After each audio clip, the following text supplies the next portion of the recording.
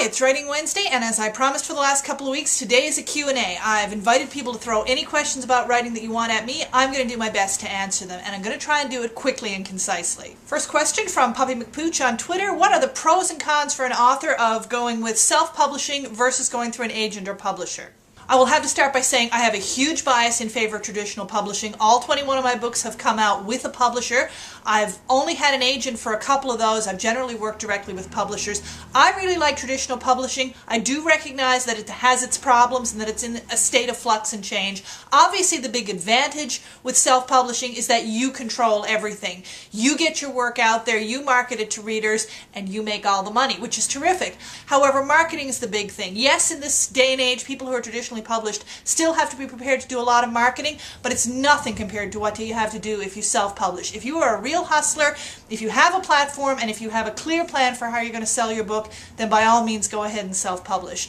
But for someone like me who hates to hustle, it's really not the best option. Next question from Anna Kate on Facebook is not so much about writing as it is about reading, but I said I would answer any book-related questions, and Anna Kate wants to know about my kids' favorite books and how I inspired them to become such great readers. Well, both my kids are very avid readers. I don't know how much credit I can take for that. I loved reading to them when they were kids, starting out with the Sandra Boynton board books, moving on up to Dr. Seuss. I have such great memories of my dad laughing hysterically while reading Dr. Seuss to me, The Cat in the Hat, that of course I read it to my own kids. Later on, I read the Chronicles of Narnia to them. I read The Hobbit. I think the kids are still scarred for life by me making up music and singing all the songs of Tolkien's lyrics, but we had a lot of great memories of reading together. We love the Clementine series. That's another great series of books. However, as I struggle to remember what books my kids loved, I think this is a question where I probably need to toss it out to the experts. What's one book that you have a memory of either reading or having read to you as a little kid? It's probably true of a lot of kids, but The Cat in the Hat was probably one of the first books you ever read to me that I can remember, and one of the books that you kept reading as I got older. What about you, Emma? What's one book you remember from childhood? The Seven Silly Eaters. Ooh, that was a favorite, wasn't it? Yeah, that was the first book that I think I could read all by myself with no help. I'd forgotten about that one. That was a great book, Seven Silly Eaters. Question from Wilma, also on Facebook. How do you keep focused? I have so many novel ideas swimming around in my head, but I just can't keep on task. Such a common question. And if we've learned anything, I think, from watching these last 25 weeks of videos, folks, it's that I have a lot of trouble staying focused and staying on task. I don't think I do stay focused or on task as much as I keep bringing myself back to task. I do keep wandering away. I'm very easily distracted. I set goals for myself like NaNoWriMo or like having a chunk of the manuscript edited by a certain date.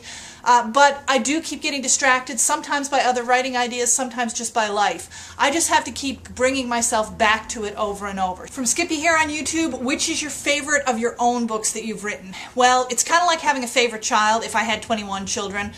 Each one is special to me in a different way. The ones I wrote when I was younger, earlier in my career, are more cringeworthy to read now because I look at it and think, oh, I could do that so much better.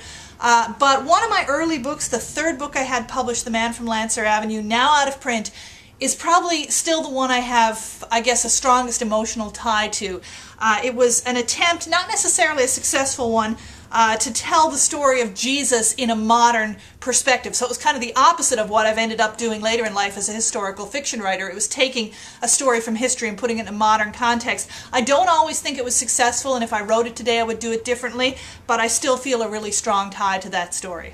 From Angela on Facebook, when not writing, are you able to turn off your editor's eye without judging the offender on typos, sentence structure, etc.?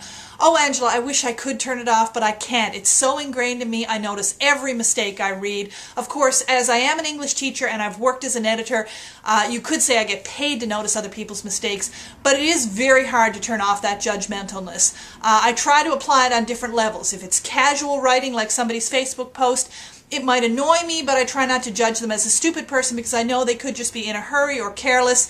If it's in published work, if it's in something that's in print, in a book or magazine, I have very little patience with errors, and I like to pick them out, and I will admit I am a bit judgy. From Pie46 on YouTube, why do you write historical fiction? Well, I write historical fiction for the same reason I read it, because the Doctor has not yet shown up in the TARDIS to take me time traveling. I have always wanted to visit not just other places, but other times, and I read historical fiction avidly because it's the only way I can time travel.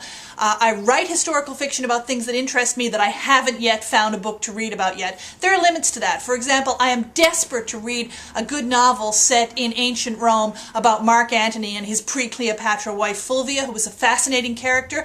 As far as I can tell, nobody's written that particular novel yet, and I don't think I can amass the knowledge base that I need about ancient Rome to write it convincingly myself. But for the most part, if I want to time travel, I read a book. If the book doesn't exist, I write it myself. Finally, from Michelle on Twitter.